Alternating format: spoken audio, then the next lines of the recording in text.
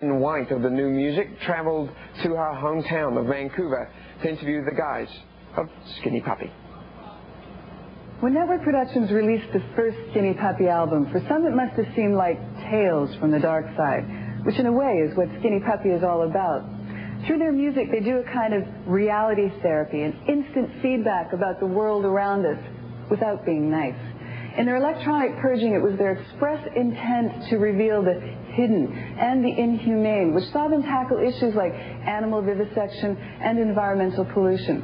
But don't get them wrong, even though they like to point out the negative, the perennial players in Skinny Puppy are unquestionably big fans of life.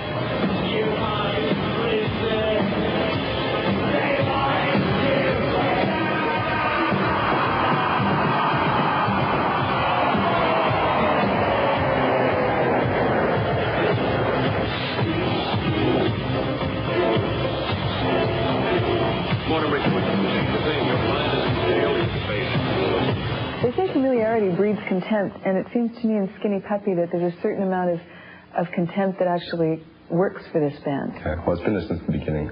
Yeah. You know, we've never really been, you know, a close, you know, hug them, pat them, and knock them on the butt sort of, you know, kind of working environments. So I think it's always been this way. It's gotten, you know, to certain levels of extreme intensity, and it's kind of mellowed down.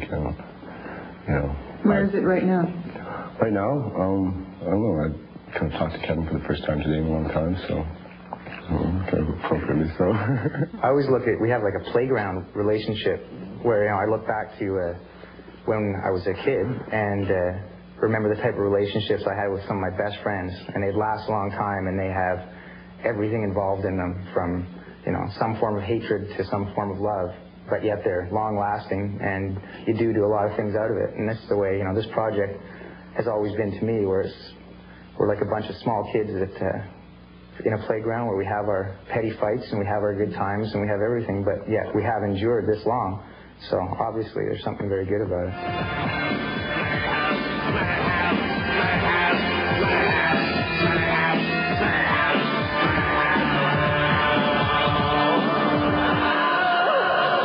There's got to be some reason that we all keep on getting together every year to do it. I mean, this is our 8th album, or 8th year consecutive in a row that we've actually recorded during the same time period each year.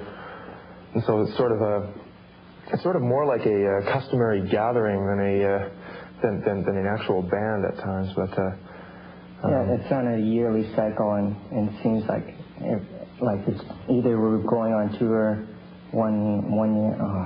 I cone out so much when I get in front of the camera. Dwayne speaks his... Dwayne, more push-ups. Dwayne, play with your hair or something. Yeah, that's what I have to do.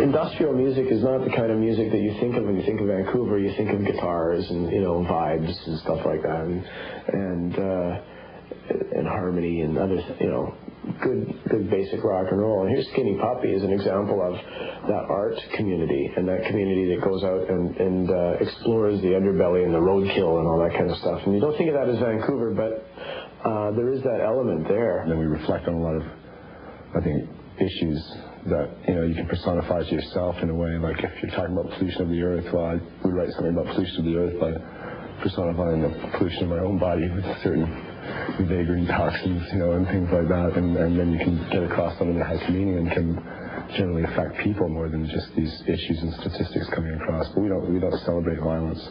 We're not violent people at all. Far the opposite.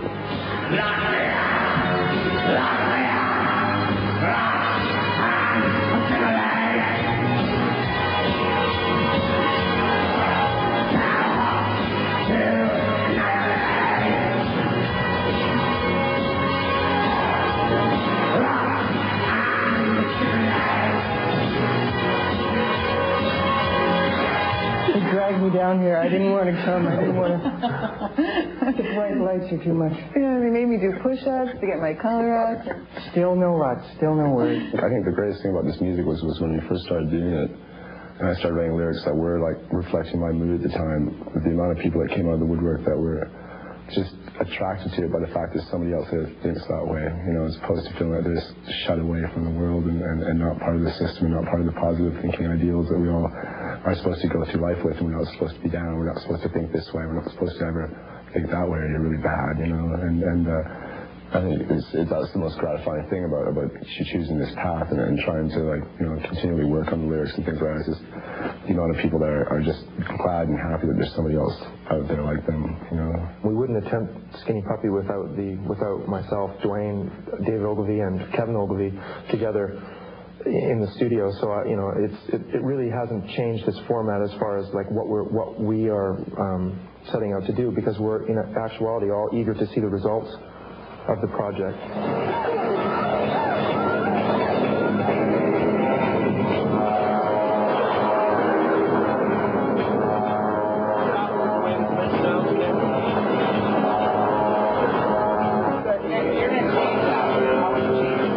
You worked with Dermot Shane in some of your early videos, some of which weren't seen because they were deemed unsuitable for air. Yeah, for ridiculous reasons. Yeah, how do you feel about that? I think it's funny. I mean, ultimately they put the stamp of approval on a product when they judge it, you know, unviewable. It's like everybody wants to see it.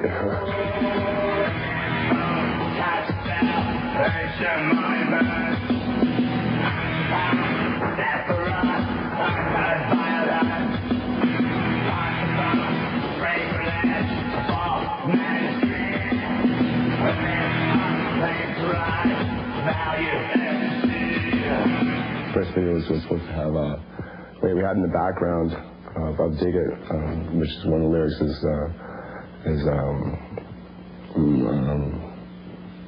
it's something about an economic slave, basically, and Economic slavery, yeah, right. so we had in the background footage of the stock market going. It was all ADO'd, and then it was all like warped out, and they thought it was pornography.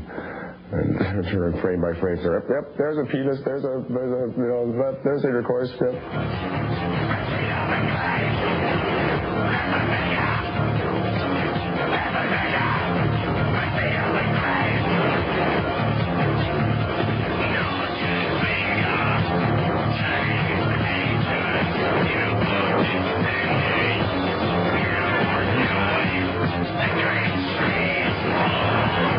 It's the same with the new video. There's a priest that, I mean, I intended to have him dressed with a phallic cross and his hands off on the cross and being, you know, having no hands. And when he explodes, they judged it to be an ejaculation.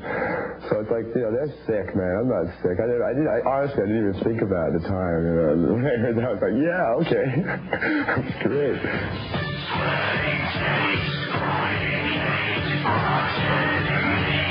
When you hear a sound, you go, yeah, that's how I feel, and it just sounded so horrible.